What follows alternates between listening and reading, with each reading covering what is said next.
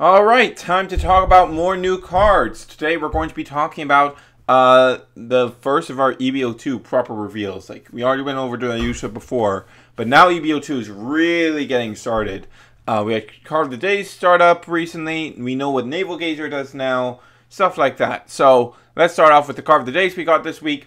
First, we got Chappie the Ghosty, which, I'm going to be honest with you, is really ass. And I don't understand why this is a rare. Like, none of the other non-starter grade zeros have been rare. I don't understand why this one is.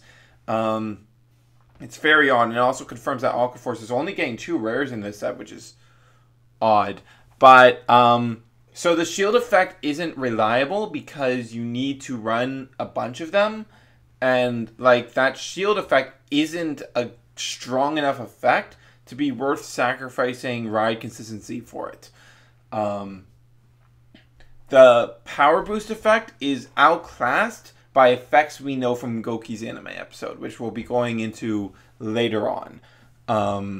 So just a complete no-go.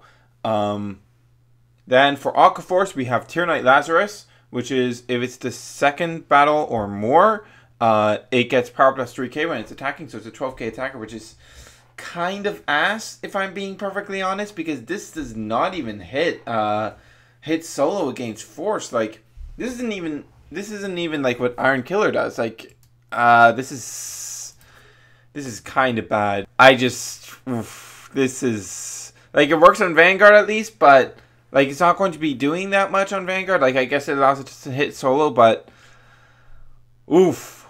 But it's a trial deck card, so you know, it can be shit. It can be shit because it's a trial deck card. And lastly, we have Naval Gazer, which I'm not exactly sure where this reveal came from, but it's here. So, Naval Gazer is, of course, the boss card of the Aquaforce trial deck. When it attacks, if it's the third battle or more, you can Counter Blast 1 and stand one of your rear guards, and then this card gets plus 10k. So, obviously, you're going to go for standing the thing that's on your Excel circle, and then this swings for 22k solo, which is pretty decent. This is a pretty solid effect. Yeah, this is pretty solid. This is pretty good.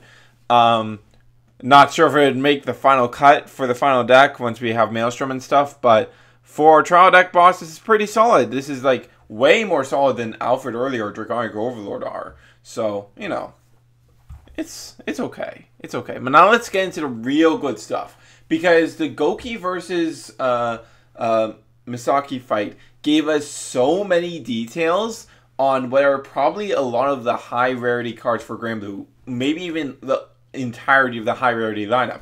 So, let's start with our VR. This section is going to be pretty much imageless because we don't have proper images of these cards yet. But, first, let's talk Basskirk.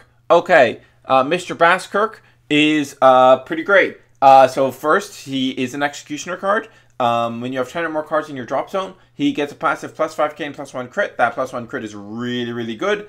And we have a decent amount of cards that will allow him to make up the difference with his boost to hit against force well enough. And just like hitting force solo with a crit attached is just pretty solid to begin with. Like, and then the second effect, we have Counter Blast 1, Soul Blast 1, and retire one of your rear guards to revive anything from your drop zone. Bushiroad is very clearly costing revive anything effects higher now compared to what it was in G, which, you know, is fair because revive anything effects are legitimately real strong.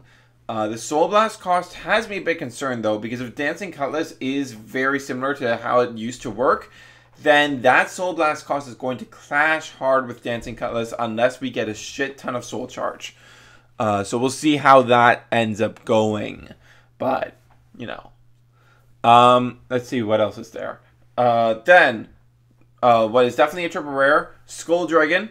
So on Vanguard and rear, he gets plus 2k power for every card in your drop zone, which is obviously kind of ridiculous because once you reach that 10 card drop threshold of Basskirk, then you're looking at I don't know, plus 20k, 32k solo.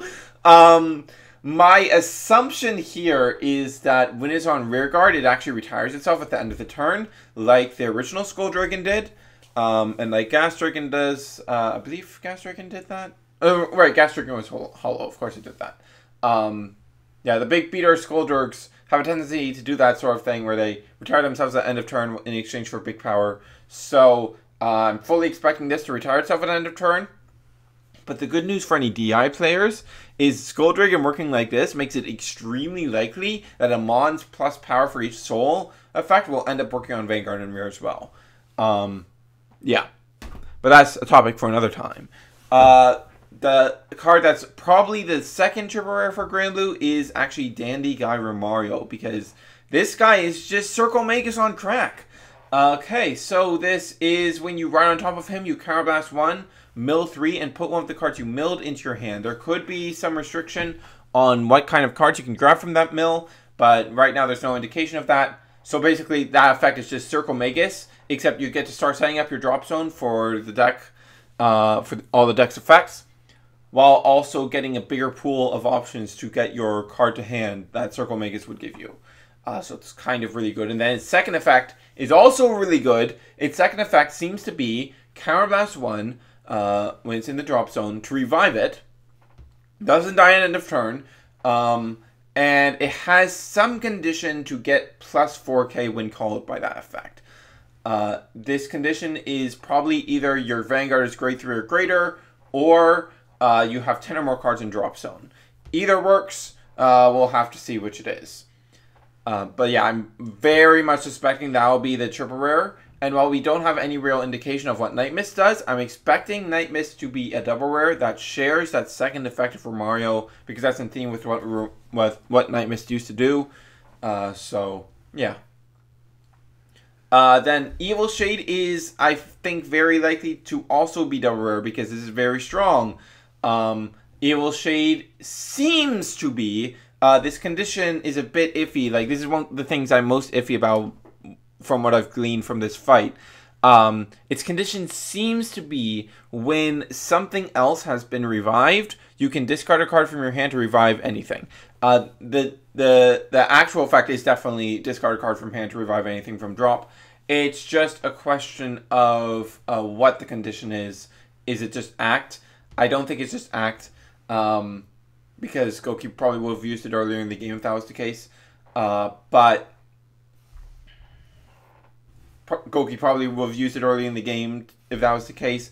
But it's probably when something else is revived. That's the condition that makes the most sense to me. But obviously this is really strong because this is Baskerk, able to revive a thing like Skull Dragon, especially if it dies at the end of every turn. Like, the ability to continuously bring you back is going to be very important. And if reviving anything is an effect that they've like reserved for VR, like another version of that that's that is a bit more conditional, a bit more vulnerable to getting removed, that being double rare makes the most sense to me. And then we have Ruin Shade, who I am very much suspecting is a rare or lower. But Ruin Shade, it basically seems to be what old Ruin, it's basically just old Ruin Shade, but her power is scaled up to hit the current power of Vanguards. So it seems to be on attack, mill 2, and then it gets power plus 4k, so it's hitting 13k solo, so it can hit any Vanguard solo. Easy peasy. I'm really excited for this Granblue stuff. This looks really, really good. Like, Mario alone is just ridiculously strong. The passive crit is great. Skull Dragon is amazing, and it will be straight up broken if it doesn't retire itself at end of turn, if I'm being perfectly honest. Like, that would be stupid, so that's why I'm assuming it retires itself at end of turn, but we'll see what happens. Yeah, we did get a few details on the Dimension Police stuff from the new episode. My suspicion that Die Dragon and Die Brave both have an Act Soul Blast 1 to give Vanguard plus 5k effect has basically been confirmed. Cosmic Beak was newly shown, and it seems to have a Counterblast 1 to give itself and your Vanguard plus 5k effect. And then we got the big boy, Great Dayusha. The details of how this effect works are very unclear, but it's something along the lines of Counterblast 1, ride it on top of your Dayusha, at the end of its battle. It gets plus 10k on the turn that it's ridden, and then under some condition, it just passively gives your entire front row plus 10k. This actually seems to be 3 effects, because that right effect, well, maybe the plus 10k. Actually, thinking about it, the only way this could be 2 effects, and we haven't seen anything with 3 effects yet, so I'm kind of doubtful that they'll go that route. So the only way this could be 2 effects is if the plus 10k on the turn it's ridden is tied into the rewrite from hand during battle phase effect. So yeah, I think that might be the case. Now the plus 10k to front row effect doesn't seem to be a threshold effect, because Great Dayusha was only at 33k when it was activated. So that would have to mean that it uses some other condition, like, say, original Dayushas in the soul. Seems most likely to me. Yeah. Original Dayusha in the soul. That seems like what they'd go for. We'll have to see what the restriction is on the right effect. That's going to be very important to see. It is a +2, like it's DOTR restand. Like, it's Carablast 1, -1 card from hand, and you still get your Twin Drive. Like, very strong. Very strong restand, so I'm expecting some kind of hard restriction on this. It's gonna suck if you have to drive check into it, though. Let's be perfectly honest here, it's going to really suck if the condition on this ends up being, hey, you need to drive check into this. That would really blow, but I wouldn't be surprised if they went that route. I would not be surprised at all. Yeah, I think that's it. Yeah, that was all the cards to go over for this week. So yeah, have more content coming. Daily content, daily grind continues to go strong. See you guys next time. This is Hunter Surge signing off.